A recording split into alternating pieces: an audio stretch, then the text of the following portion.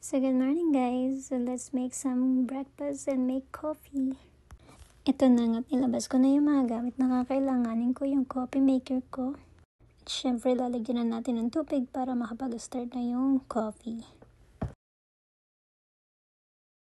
At syempre nagwalis na rin ako kasi medyo madumi na yung rug. Guys, hi! Camping with friends. There's the camper.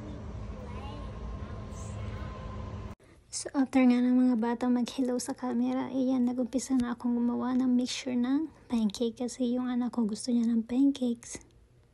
Alam niyo ba guys, gusto ko nagluluto sa labas. Kaya tuwan-tuwa talaga ako pag nagka-camping kami kasi gusto ko talaga nagluluto sa labas. Katulad sa Pilipinas, diba?